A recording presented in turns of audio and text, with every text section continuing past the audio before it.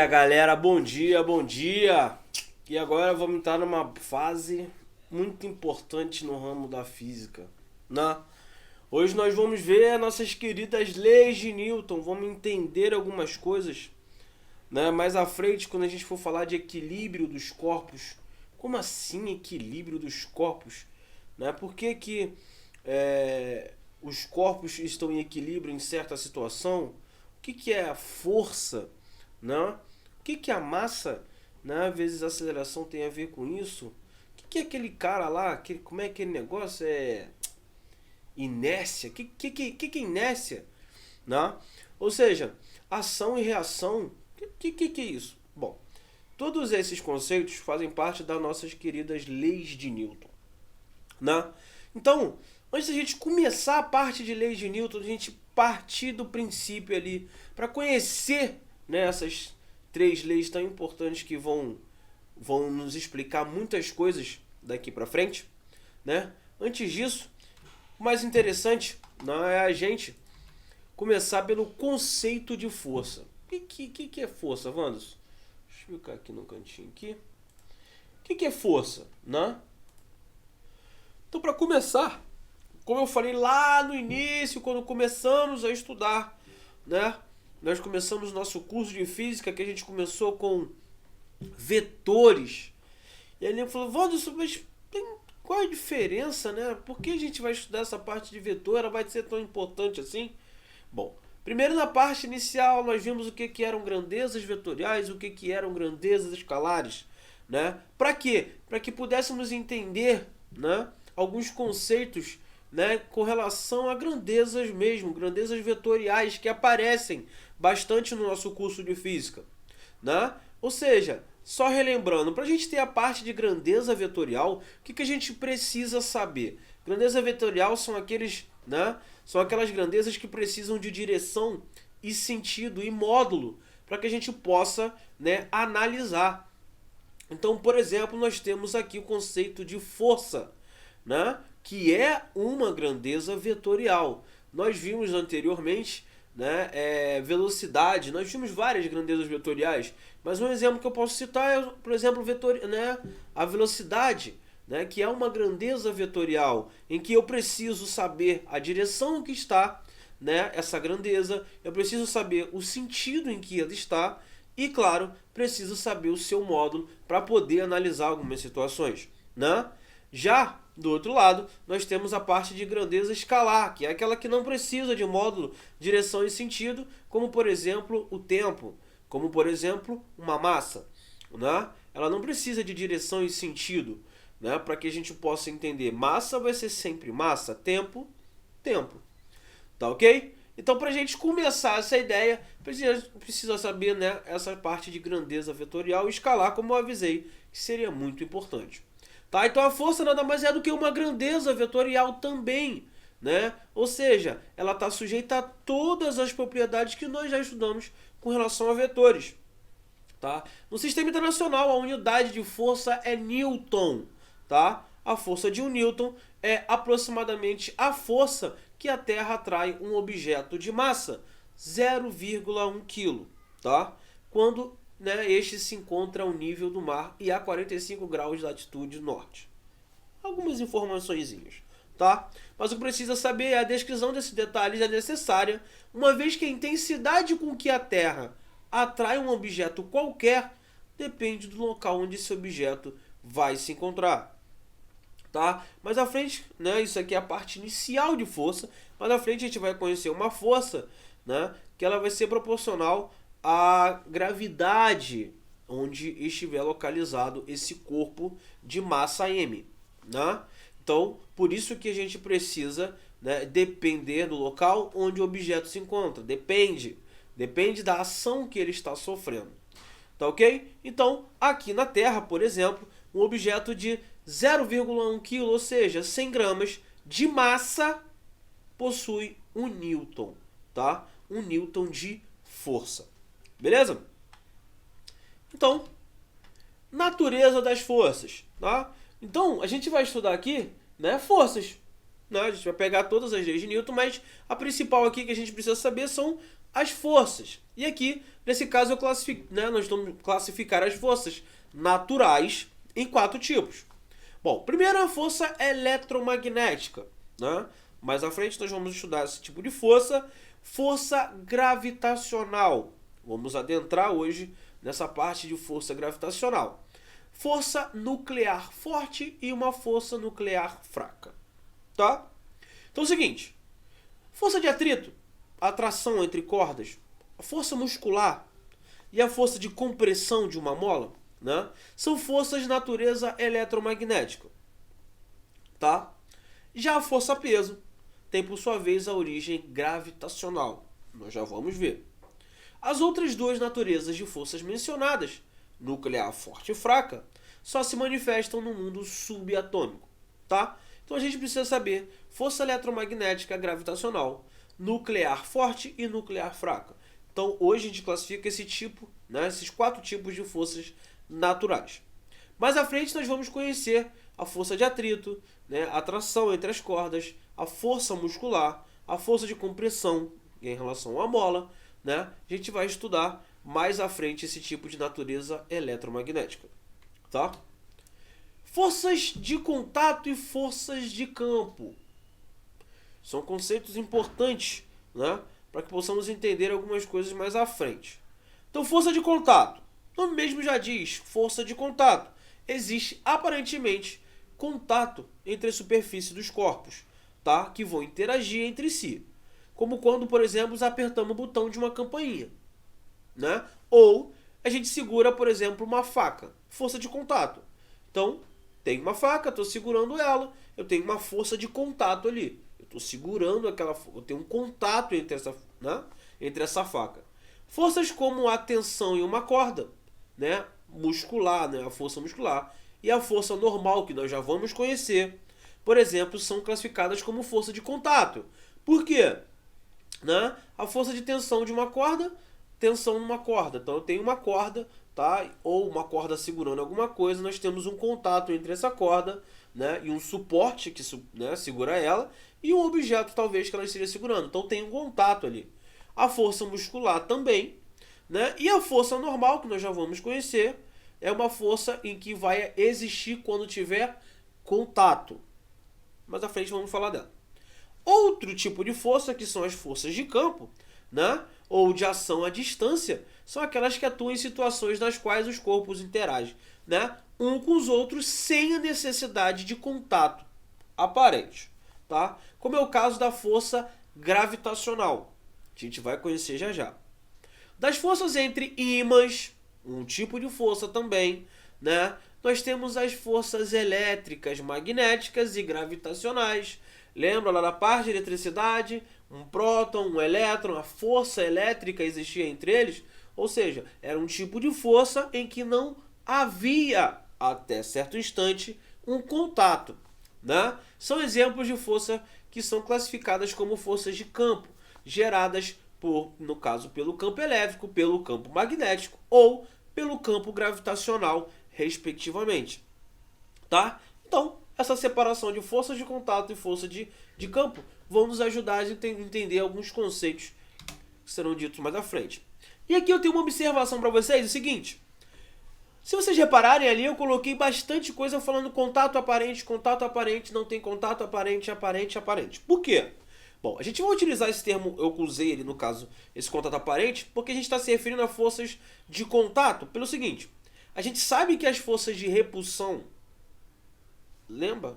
Repulsão, atração, então, que atuam nesses casos, quando aproximamos muito, dois corpos possuem módulos altíssimos, não permitindo que exista contato direto entre as moléculas dos dois corpos que interagem.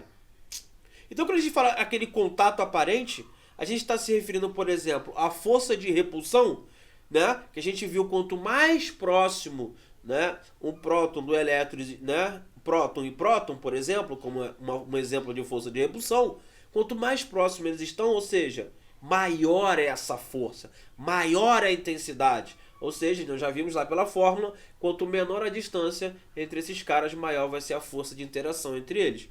Então, nesse caso, contato aparente, né, quando a gente tem esses módulos altíssimos, não permitindo que exista contato direto entre as moléculas dos dois corpos, porém nós temos ali uma força muito grande. Beleza? E aí, força resultante e força de equilíbrio. Força resultante e força de equilíbrio. Como eu havia falado para vocês lá na frente, né, nós vamos conhecer esses tipos de conceitos de força resultante e força de equilíbrio. Tá? Eu vou comentar um pouquinho, daqui a pouco eu vou dar alguns exemplos para vocês, que vai ficar mais simples essa visualização aí. Então, para os estudos dessas leis de Newton, dois conceitos são muito importantes, né? São muito importantes nessa parte das leis de Newton, né? Quando a gente for falar de equilíbrio dos corpos e a força resultante em determinada situação. Tá? O conceito de força resultante e o conceito de equilíbrio de um corpo. Bom, primeiro, força resultante. Tá? Força resultante, estamos falando de grandeza vetorial. Né? Se estamos falando de grandeza vetorial, né? Ou seja, nós vamos ter um somatório de forças vetoriais ali, de grandezas vetoriais, tá? Só que nesse caso, quando a gente fala de força resultante, né, a gente vai falar da mesma coisa que a gente falava lá, por exemplo, de uma velocidade, né, em que nós tínhamos algumas velocidades, nós tínhamos algumas acelerações e nós fazíamos o somatório, né, o somatório vetorial, né, e teríamos ali no caso uma aceleração resultante. Né? Nós já tivemos vários casos em que nós temos uma aceleração centrípeta, nós temos uma aceleração tangencial e nós temos uma aceleração resultante. Né? E aí, como é que a gente fazia essa aceleração resultante? Somatório vetorial, já que estamos falando de grandeza vetorial. E aqui, nesse caso, o resultado da soma vetorial de todas as forças que atuam sobre um determinado corpo, né? Essa aplicação matemática, né, será imprescindível para a resolução de uma série de exercícios. Tá? Então, quando ele fala ali aplicação matemática, lembrem-se de MB, ou seja, matemática básica. Então, aqueles conceitos que foram utilizados na parte, né, de vetores são importantíssimos aqui, onde vão aparecer Pitágoras para algumas situações, onde vão aparecer lei dos cossenos, né, com aquela variação na nossa regra do paralelogramo, que são importantes aqui nessa parte de força, tá? Quando nós tivermos esse somatório vetorial. Equilíbrio de um corpo, outro conceito importantíssimo, já que a gente vai começar a trabalhar agora a parte das leis de Newton. Nesse estudo aqui na parte de dinâmica, a gente vai definir que uma partícula ela está em equilíbrio quando os resultantes, ou seja, a força resultante atuando em determinado corpo, forem iguais a zero. Tá? Então, a gente vai considerar que um corpo está em equilíbrio quando o somatório vetorial, né, de suas forças agindo sobre aquele determinado corpo forem iguais a zero. Tá? Então, ó, isso é, várias forças podem atuar na partícula, porém a soma vetorial de todas essas forças vai ser nula. Tá? Então a gente vai ter força na vertical, a gente vai ter força na horizontal, né? E quando a gente tiver essa força oblíqua, a gente vai decompor na horizontal, na vertical, e o somatório, se esse corpo estiver em equilíbrio, o somatório dessas forças tem que dar igual a zero. Tá? Então, agora que a gente já sabe o que é força resultante atuando sobre um corpo e o equilíbrio de um corpo em relação à força, a gente vai começar a nossa brincadeira de leis de Newton. Tá? Então, leis de Newton. Primeiro a gente vai começar com o conceito de inércia. Wanderson, inércia, já ouvi muito falar sobre isso. Pois é, aqui a gente vai falar bastante de inércia, tá? Então, resistência que todo corpo material oferece à modificação da sua velocidade. Manifesta-se pela necessidade da ação de uma força para que se modifique essa velocidade em relação ao referencial. Isto é, para que o móvel tenha uma aceleração diferente de zero. Entenderam? Não, né? Daqui a pouco eu vou simplificar isso para vocês. Relaxa. Força. Grandeza física que se manifesta pela modificação que provoca na velocidade de um corpo ou causa de formação. Quando este não está sujeito a nenhuma força, o seu movimento num referencial determinado é uniforme. Nós já vimos que isso é velocidade constante, tá? Nula ou não. Se sobre o corpo age uma força, a sua velocidade é variável e a sua aceleração é diferente de zero. Tá? Entenderam? Não, né? Então vamos lá. Primeira lei de Newton no movimento. A gente vai conhecer como a lei da nossa querida inércia. Todo objeto que permanece em estado de repouso ou em movimento uniforme, tá? No caso, em linha reta, né? Ele vai fazer o quê? A menos que seja obrigado a mudar daquele estado pelas forças que atuam sobre ele. Entendendo? Tá? Vamos entender isso aí muito mais simples. Todo corpo em repouso tende a ficar em repouso. Todo corpo em movimento tende a estar em movimento. Então a lei de inércia, né? Apesar dessa coisa linda, dessa frase bonita, tal, o que quer dizer na verdade pra gente é todo o corpo parado, né? Móvel ali ou movimento retilíneo, ele tende a ficar em movimento, né, retilíneo. Todo o corpo parado em repouso, ele tende a ficar parado. Quer ver um exemplo? Fica muito mais simples quando a gente começa a trabalhar com exemplos da inércia. Você está dirigindo o seu carro. Ah, não tem habilitação, né? Então, se você não tem habilitação, você não está dirigindo. Obviamente que você não é responsável. Mas o seu pai tem habilitação. Ah, seu pai não tem, mas sua mãe tem. Tá bom, sua mãe tem. Ah, mas sua mãe não tem. Tem ônibus. Pegou ônibus então. Então, beleza. Então tem aquela situação que você está dentro do ônibus, tranquilo, ouvindo a sua musiquinha. Ou senão você está ouvindo ali aquela aula de física. Já que você não pode ver o vídeo, você está ouvindo aquela aula de física, né? Preparando para o vestibular, suave. Não, a primeira lei de Newton. E aí, de repente, você está no seu ônibusinho em que você está com a velocidade igual à velocidade do ônibus, o ônibus faz a curva.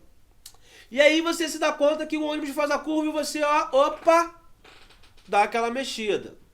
Ou se não, o motorista está vindo tranquilão, de repente um irresponsável lá na frente freia o carro. O motorista faz o quê? Tem que frear bruscamente. O que você faz? Opa! Dá aquela quase cabeçada na cadeira da frente. Não é isso que acontece? Ou seja, naquele momento em que você está dentro do ônibus, você está parado em relação ao ônibus, tá? Em relação ao ônibus, você está parado, porque ambos estão com a mesma velocidade, então você está em repouso em relação a ele, mas de repente ele freia bruscamente. O seu corpo, aparentemente em repouso, tende a estar em repouso. E aí o que acontece? O seu corpo tende a continuar com aquela velocidade. Repouso, né, em relação ao ônibus. Só que o ônibus freia bruscamente e você faz esse movimento para frente. Ou se o ônibus, né, nesse caso não vou dizer um ônibus, mas eu vou dizer um carro em que você está lá no sinal, parado, sentado no seu transporte público pago por aplicativo, né? Você está lá naquele seu transporte público pago por aplicativo e de repente ele acelera de uma certa forma, em que você faz isso, você vai para trás. O que aconteceu ali? Novamente, você estava em repouso e foi alterado a sua velocidade de uma forma brusca. E aí o que acontece? O corpo parado, o corpo em repouso, ele tende a estar em repouso, tá? Ou seja, você faz esse movimento. Então, todo corpo parado ou em repouso, ele pretende ficar em repouso. E todo corpo em movimento, ele tende a estar em movimento, tá? Então é a mesma coisa, você andando a cavalo, tranquilão, né? Você lá em relação ao cavalo, você está com a sua velocidade, né? Ambos têm a mesma velocidade, logo vocês estão em repouso, os dois, né? Você um em relação ao outro, e de repente o cavalo vai e freia. E você, opa, tende a continuar o seu movimento, né? Com a velocidade que você estava anteriormente e possivelmente sai do cavalo ali ou consegue se segurar. Beleza? Então a primeira lei de inércia, né? A primeira lei de Newton nada mais é do que isso, né? E aí é o seguinte, ó, ali tem um exemplo. Quando estamos no interior de um ônibus e o motorista é obrigado a frear bruscamente. Já dei esse exemplo, tá? E aí, normalmente essa força aplicada pelo banco da frente ou pelo corpo de outra pessoa que estava à sua frente. Bonitão. E aí, ó, Galileu denominou de inércia a propriedade de os corpos tenderem a permanecer em seu estado de movimento. Então, se eu estou em repouso, pretendo ficar em repouso. Se eu estou em movimento, eu pretendo continuar em movimento. Devido a esse fato, a primeira lei de Newton também é conhecida como lei da inércia de Galileu, tá? Então, a primeira lei de Newton, como eu já falei, é a lei da inércia, né? A primeira lei de Newton, porém também é conhecida como a primeira lei, né? Ou lei da inércia de Galileu, tá? Beleza? Exemplo 2, direção do movimento do passageiro, em que a gente tem um carro, a gente vai encontrar uma curva. E aí você vai continuar essa curva, olha o movimento aqui, né? Olha o movimento que tá, olha aqui, ó, meu passageiro tá aqui, meu passageiro tá aqui, e à medida que eu faço, o meu passageiro tende a continuar aquele movimento. Então o meu carro faz a curva e olha onde é que você vem parar, tá? Você se sente jogado para fora, tá? Nesse exemplo, o carro não é um referencial inicial, pois nosso corpo em relação ao carro não permaneceu em repouso, mesmo estando sujeito à força resultante nula, tá? Beleza? Tranquilos? E aí, a gente vai agora para a segunda lei.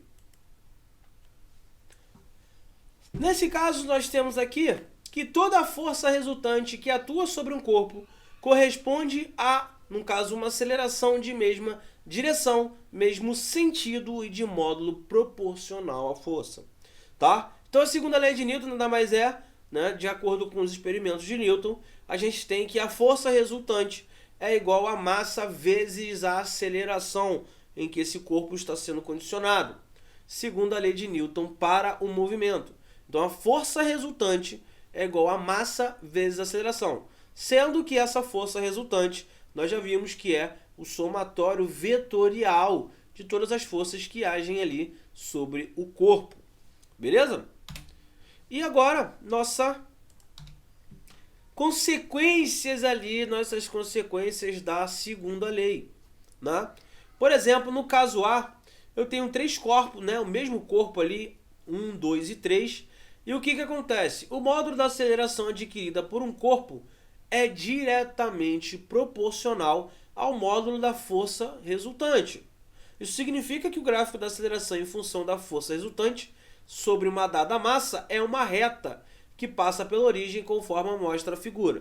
O que ele quer dizer com aquilo ali? Eu tenho um corpo com a mesma massa, né? E à medida em que eu aumento a minha aceleração, eu aumentarei a minha força resultante, tá? Isso mantendo a mesma massa. Por isso que o módulo da aceleração para um corpo é diretamente proporcional à força resultante. Porque à medida que eu aumento a minha aceleração, no caso, aumentarei a minha força resultante, tá? Letra B. O módulo da aceleração adquirida por um corpo é inversamente proporcional à sua massa, tá? Caso a força aplicada seja constante. Isso significa que, para uma dada força, o gráfico da aceleração em função da massa é uma hipérbole, conforme mostra a figura. O que ele quer dizer com isso? Para uma determinada força, né? Para uma determinada força, à medida que eu aumento a minha aceleração, eu tenho que diminuir a minha massa, mantendo a mesma força. Então, se eu diminuo a minha massa, né, eu tenho que, no caso, aumentaria a minha aceleração. E no caso, se eu diminuo a minha aceleração, eu aumento a minha massa. Ou seja, à medida que um diminui, o outro aumenta. Logo, eles são inversamente proporcionais. Então, ó, a inércia, propriedade que mede a dificuldade em variar a velocidade de um objeto, é uma característica intrínseca, própria do corpo. Não importa onde essa experiência seja feita, o quociente entre o módulo da força e o módulo da aceleração que atua sobre um corpo será sempre o mesmo, né? No caso, igual a massa deste corpo. Por isso, dizemos que a massa é uma medida da inércia do corpo, tá? Ou seja, como a gente já viu, a inércia é uma propriedade que mede a dificuldade em variar. Quanto maior a massa que você tiver, maior a dificuldade você vai ter para variar a velocidade desse corpo. Como assim, Wanderson? Pensa o seguinte, você tem uma caixa, né? Uma caixa de 1 kg, né? Tá aqui. Então você quer mover essa caixa. Então para você pegar essa caixa, você pegou, conseguiu mover para onde você quer. Agora imagina você uma caixa de geladeira com a geladeira dentro e você precisa mover ela. Qual é aquela que você vai ter mais dificuldade de mover? A de geladeira ou a pequena? A de geladeira. E você concorda também que essa geladeira ela tem uma massa maior do que essa pequena? Sim. Então a inércia vai medir essa propriedade, né? Vai dizer que quanto maior essa massa, mais difícil para mover isso aí. Ou até mesmo para parar isso aí, né? Então, primeira lei, né, que a gente tem a nossa querida inércia, um corpo em movimento, ele tende a estar em movimento. Um corpo em repouso, ele tende a estar em repouso. Outro exemplo, você tem uma caixa, essa mesma caixa pequena e essa caixa de geladeira. E aí você quer mover ela, ambas com a mesma força, né? Uma força pequena, sendo que a pequena você consegue mover. E com essa mesma força pequena você vai conseguir mover a caixa grande com a geladeira? Não. Beleza? Então a inércia vai medir essa propriedade aí. E eu preciso aplicar uma determinada força. Mas para eu mover a outra, eu preciso de uma força maior para conseguir mover. Ou seja, essa massa nada mais é do que uma medida de inércia do corpo, né? A gente tem como parâmetro a medida de inércia. Então, para eu mover aquilo ali, eu vou ter uma dificuldade maior. Beleza? Letra C, nós temos a parte da expressão ali que força resultante é massa vezes aceleração. E a gente vai definir o seguinte. Uma força resultante de 1 Newton é a força que, quando aplicada sobre um corpo de 1 kg, tá? Massa no sistema internacional, quilo, tá? Faz com que este adquira uma aceleração de 1 metro por segundo ao quadrado. Assim, temos o Newton igual a 1 kg vezes metro por segundo ao quadrado, tá? Então, o Newton é igual a 1 kg vezes 1 metro por segundo ao quadrado, tá? Força é igual a massa vezes a aceleração, tá? Observe também que a equação da segunda lei de Newton é uma equação o quê? Vetorial, pois a força e a aceleração são grandezas de naturezas vetoriais, né? Como a massa é uma grandeza escalar, sempre positiva, concluímos que a aceleração possui sempre a mesma direção e o mesmo sentido da força resultante, tá? Ou seja, a aceleração possui sempre a mesma direção e o mesmo sentido da força resultante. Então, primeiro eu vou fazer o somatório vetorial das forças e a força resultante, e aí eu vou definir que a direção e o sentido da aceleração é o mesmo da força resultante. Tá ok? Observação.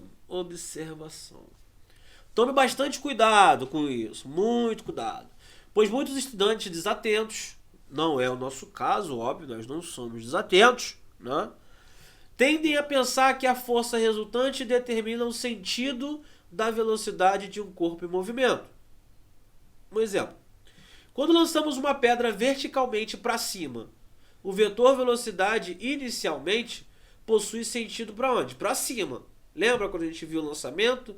Lembra? A gente tinha lá nosso lançamento vertical. Então, quando a gente lançava, a gente tinha o nosso V0.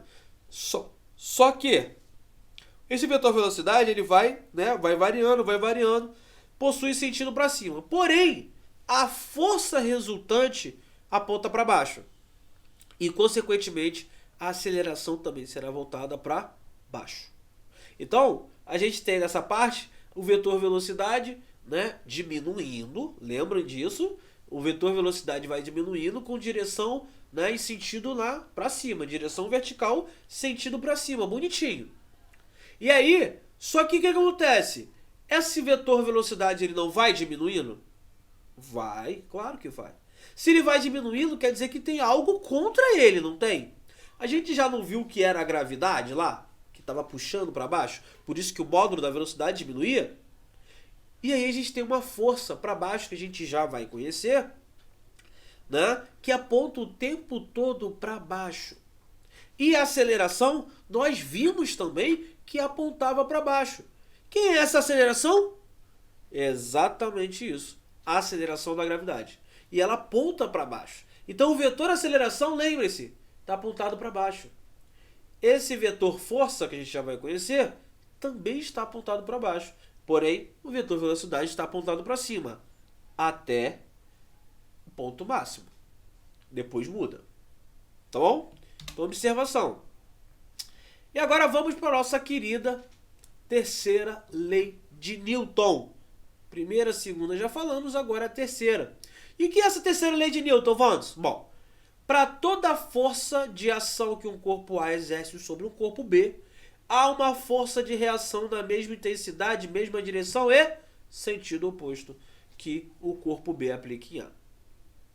Ou seja, toda ação terá uma reação. Então, um exemplo que eu posso dar é você empurrando uma parede, né? Então você está lá fazendo aquele movimento de empurrar a parede e você está realizando uma força contra a parede. Porém, a parede exerce também sobre você uma força de mesma direção, ou seja, horizontal, tá? Porém, sentido oposto. Você aplica daqui para lá e ela aplica de lá para cá. Tudo bem? Então essa é a terceira lei de Newton. Toda ação tem uma reação. Então a terceira lei de Newton para o movimento também é conhecida como a lei da ação e reação. Podemos perceber que as forças sempre se manifestam ao quê? Aos pares. Assim, o número total de forças presentes no universo seria par. Bonito, lindo, maravilhoso. Por isso, muitos autores preferem utilizar a palavra interação, né, ao invés de força, como interação elétrica, interação gravitacional, em vez de força elétrica e força gravitacional. Nesse caso de força elétrica e força gravitacional, por causa do contato, né? Então, eles teriam uma interação e não um contato. A palavra interação já traz em seu significado a necessidade da presença desses corpos. Então, aqui nós temos corpo A e corpo B, e nós temos forças de B em A, forças de A e B, que ambas são iguais, tá? E aí, os corpos que interagem entre si podem ser a Terra e você.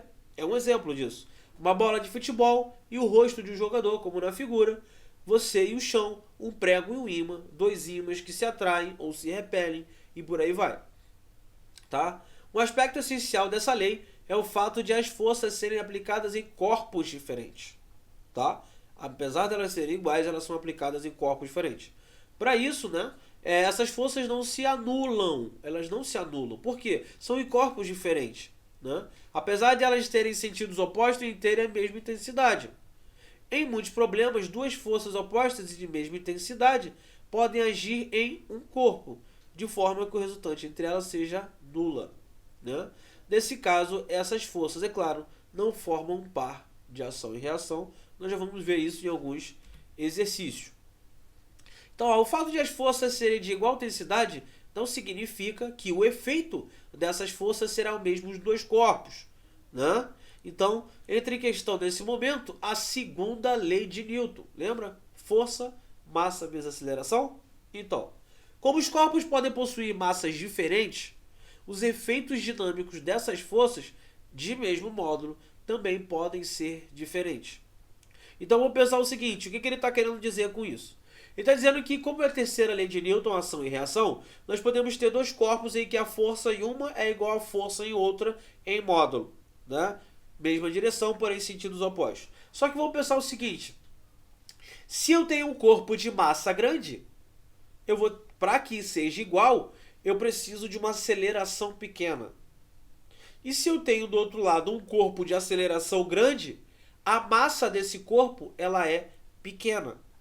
Mesmo que essas forças sejam iguais, os efeitos ao se chocarem ou algo do tipo serão diferentes, já que esse tem uma massa maior e tem uma aceleração menor. Vai dar uma certa força. Esse outro tem uma aceleração maior, mas tem uma massa menor. As forças serão iguais? Sim, mas os efeitos deles talvez não sejam. O de maior massa talvez cause algum prejuízo no de menor massa. Mesmo esse tendo no caso, a aceleração maior e as forças deles serem iguais. Tá ok? Por exemplo, se um elétron e um próton forem abandonados um diante do outro, as forças de atração elétrica que um exerce sobre o outro possuem o mesmo módulo. A gente já sabe disso, né? Lembra da força elétrica quando a gente tinha entre uma carga positiva e uma carga negativa, o próton e o elétron? Então, só que, porém, contudo, entretanto, todavia, lembra do Maracanã? Lembra do Maracanã? Lembra que eu sempre falava? Próton, Maracanã. E aí vinha o nosso elétronzinho nessa bolinha de golfe ali no meio. Então, ou seja, sendo muito mais leve que o próton, o elétron estará sob a ação, né, de uma aceleração que é maior, né, em direção ao próton. muito mais intensa que a aceleração do próton em direção ao elétron.